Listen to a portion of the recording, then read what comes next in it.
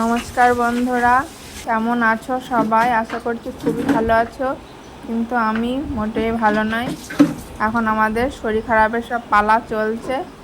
যখন আমি এই ব্লগ স্টার্ট করেছিলাম তখন আমার শরীর খারাপ ছিল, জ্বরটা একটু কমেছিল, একটু সুস্থ হয়েছিলাম। তারপরে এখন এই শিবমের পালা হয়েছে। শিবম এখন শরীর খারাপ, শিবমের এখন ওর একটু জ্বরটা কমেছে, আর খাওয়া দাওয়া একদম খাচ্ছে না কো, আসলে মুখ নষ্ট হয়ে গেছে। এখন ওর নিয়ে দৌড়োদৌড়ি চলছে, ওই জন্য আমি আর ব্লগও রেডি করে দিতে পারছি না, শ্যুট করে রেখেছি, সবই লেট হয়ে গেছে। দেখো তো আমাদের অফিসার বাজারে গিয়েছিলো, বাজার থেকে বাড়ি এসছে। দেখো ডাক্তারে বেশি করে মৌসুমি লেবু খেতে বলছে, ওই জন্য বেশি করে ও লেবু নিয়ে এসছে। আর প্যাকেটে মনে হয় মাছ নিয়ে এসছে, চলো দেখি কি মাছ নিয়ে এসছে। প্যাকেট খুলে পেপার পেতে নিয়ে বসেছি, যদি ভালো মাছ হয় মাছ কিন্তু আজকেও বিক্রি করতে বসবো। দেখি কী মাছ, ও ইলিশ মাছ, বাচ্চা ইলিশ মাছ নিয়ে এসছে। বাচ্চা ইলিশ মাছ পেয়েছে। আর এই প্যাকেটে কি আছে? চিংড়ি মাছ। ও বাবা, আজকে তো মাছ তো বিক্রি করা যাবে না, মাছ তো মনে হচ্ছে একদম সে ঘ্যাঁটা ম্যাটা মাছ, একদম পচা পচা মাছ। আজকে কী মাছ বিক্রি করো? পচা মাছ বিক্রি করো? বলবো যে পচা মাছ নেবা গো, পচা মাছ। মাছগুলো একটু নরম নরম হয়ে গেছে। আসলে হুটোপাটা করে চলে এসছে, এই সামনের বাজারে গিয়েছিল, পেছনে একটা বড় বাজার আছে, ওই বাজারে আজকে আর যায়নি। তো ইলিশ মাছটা বাচ্চা হলেও বেশ ভালো মাছটা। তো একরকমই করব, চিংড়ি মাছটা রেখে দেবো, ইলিশ মাছটা রান্না করব, দুটো নিয়ে এসছে, দুরকম আর করবো না। এমনি প্রচুর বেলা হয়ে গেছে, সকালে অনেক কাজ, বিয়ের পরের দিন থেকেই আমার শরীর খারাপ, তো প্রচুর কাজ, কিছু কাচাকুচি কিছুই করতে পারিনি, ওই জন্য আজকে সব একগাদা কাচলাম। আর এই চিংড়ি মাছ বাছতেও সময় লাগবে, এইসব করতে গেলে আবার সত্যম শিবমের খাওয়াতে ধোয়াতে আবার বেলা হয়ে যাবে। চলো সত্যম শিবম কী করছে দেখিয়ে নিয়ে আসি, সকাল থেকে তো দেখানোই হয়নি।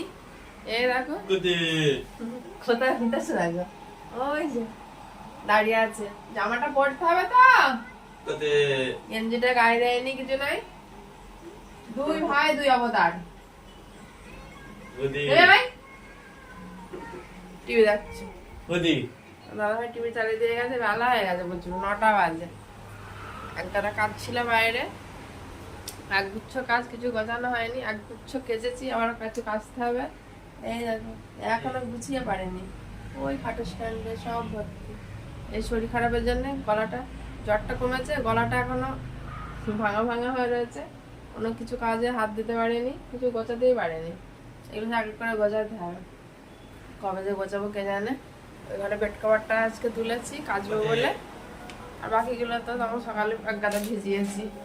এই নেমে আয়, আর রান্না করতে দেরি হবে, শরীর ভালো না থাকলে কিছুই ভালো লাগে না, তবুও করতে হবে, কিছু করার নেই। খাওয়া দাওয়া সব রেডি করা হয়নি। 4টের সময় উঠেছি, ধরা বাজারে যায়নি না, সেখানে তেমন নেই, ওই জন্য বাজারে যায়নি। তো শরীর খারাপ বলে, ঠান্ডা লেগেছে, মনে কিছু ভালো লাগছে না, ওই জন্যে কটা পটল কটা বেগুন তুলে নিয়ে বাজারে গিয়েছিল। তো বাজারে বলছে ভালো নেই, ওই জন্য একটু মাছ নিয়ে এসছে, দেখলেন সকালবেলা ইলিশ মাছ রান্না হবে, তাই খাইয়ে নি। এদিকে দুই ভাইয়ের কান্না দেখো, সত্যম দেখো ভাইকে কি বলছে, বলছে তুই হচ্ছিস বদের গোড়া, লেটে উঠলি, তোর জন্যে আমার আর বিস্কুট খাওয়া হলো না। 1 প্যাকেট বিস্কুট দিয়েছে, অনেক বেলা হয়ে গেছে, 2 প্যাকেট বিস্কুট খাবে, আবার ছাতু খাবে, শেষে আর ভাত খেতে পারবে না। আর সত্যম ছাতু খেতে পছন্দ করে না, শীতের সময় হলে তখন আমি একটু হরলিক্স দিই, এখন গরম তো ওই জন্য ছাতু দিই। হরলিক্স খেলেও আবার তখন সে অ্যাসিড হয়ে যাবে, তখন সেই ওরা এমনি কিছু বলতে পারে না, যখন একটু বাড়াবাড়ি হয়ে যায় তখন বুঝতে পারি শরীর খারাপ।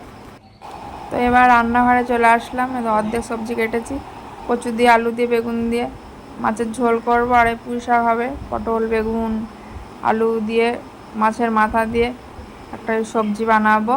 আর এদিকে ভাতও ফুটে গেছে, এবার টুকটুক করে রান্না করে নিই, আজকে আর রান্না শেয়ার করবো না কো, রান্না করে নিই একবারে তোমাদেরকে দেখাবো। এমনি আস্তে আস্তে রান্না করতে হবে, শরীরটা খুব একটা জুত নেই। তো রান্না কমপ্লিট হয়ে, ভাত হয়ে গেছে, আর যে মাছের মাথা দিয়ে পুঁই শাক, মাছের তেল, আর ওদিকে মাছের ঝোল বানিয়েছি। এই হলো আপাতত রান্না।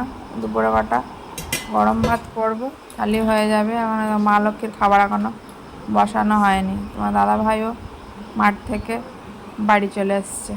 তো অফিসার দেখো মাঠ থেকে বাড়ি এসে কী করছে, জামা কাপড় তুলে দিচ্ছে। দেখছে বউ শরীর খারাপ, কাজ করতে পারছে না, দেখছে একটু খিটখিটে ভাব হয়ে গেছে, আমি আর পাচ্ছি না, ওই জন্যে ওটা জামা কাপড় তুলে দিচ্ছে। ওই জামা কাপড় পর্যন্তই, ঘরের কাজ কিছুই পারে না। সে বলে সে জুতো সেলা থেকে চণ্ডী পাঠ পর্যন্ত সবই জানে, কিন্তু কি সংসারের কাজ কিচ্ছু পারে না, রান্না বান্নাও কিচ্ছু করতে পারে না। সে আমারই সে একা খেটে খেটে মরতে হয়। মা লক্ষ্মীর খাবার বসিয়ে দিয়েছি, মানে একটার পর একটা কাজ লেগেই আছে। এমনি সত্যম শিবমের নিয়ে কম ঝামেলা, আর এদিকে সংসারেও প্রচুর কাজ। এই দেখো সে লম্বা লম্বা ঝিঙে, এই হচ্ছে শেষ ঝিঙে, গাছ কেটে দিয়েছে, ওটা ছাটছুট ছিল নিয়ে এসছে। এই শিবাম স্নান হয়ে গেছে, শিবামের না আমারও স্নান হয়ে গেছে। ওদের স্নান করাতে করাতে ভিজে ঘেমে আমিও স্নান করে নিয়েছি, এমনি ঠান্ডা লেগে গেছে, ওই জন্য সকাল সকাল স্নান করে নিয়েছে। এখন 2:30 বাজে।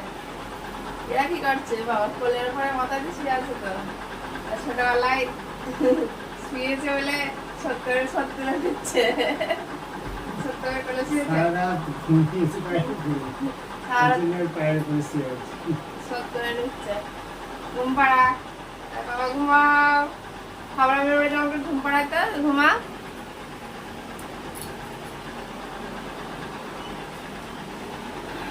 কি আসতে তো যেতেই হবে, তাহলে কপিরাইট আসবে না? কি সাউন্ড বাড়াতে বলছে। দুপুরে খাইয়ে ধুইয়ে তারপরে ঘুম পাড়াবো, বিকালে কাজ করাবো, আজকে আর দুপুরে কাজ হবে না।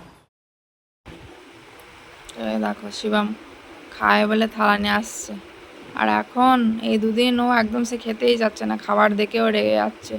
সে ভাত সেই একবার দুবার মুখে নিচ্ছে, থুতু করে ফেলে দিচ্ছে। আর আমি এই ঘুটা ইয়ে ভাত মিক্সিতে পেস্ট করে ঘুটা রান্না করে করে সেই গ্লাসে করে করে দিচ্ছি, সে একটু করে খাচ্ছে, ও সে অক করে করে ফেলে দিচ্ছে। এই করছি ওর নিয়ে, ও সেই থু করে ফেলে দিচ্ছে, পরিষ্কার করছি, এই নিয়ে আমার সারাদিন কেটে যাচ্ছে। আর আমারও শরীরটা জুত নেই, আমারও সেই জ্বরে এতে মুখ নষ্ট হয়ে গেছে, আমিও সেই খেতে পাচ্ছি না গো। শরীর ভালো থাকলে সত্যম শিবমের নিয়ে খুব একটা ঝামেলা হয় না, আর শরীর খারাপ হলে সেই দৌড়োদৌড়ি করে মরতে হয়। আর সে বলছে না তোমার দাদা ভাইও তেমন সে ঘরের কাজে অতটা এক্সপার্ট নাই, বলছিলাম কিছুই পারে না। একবার তো সেই জ্বর এসেছিলো, সে আমি বলছিলাম কিছু খেতে ভালো লাগছে না, মুখে একটু ভালো লাগছে না, আমার খেতে ইচ্ছে করছিলো কি পরোটা আর সুজি। পরোটা তো বানাতে পারবে না, শেষে সুজি বানিয়ে নিয়ে এসছে। সুজি টেস্ট করে দেখি, শেষে দেখি লবণ দিতেই ভুলে গেছে। ও দেখো শিবম ভাত খাবে বলে হাত ধুতে গেছে। ওই সেদিনকে ইলিশ মাছ ছিল, সেদিনকেই কটা ভালো করে ভাত খেয়েছিল, তারপরের দিন থেকেই শরীর খারাপ।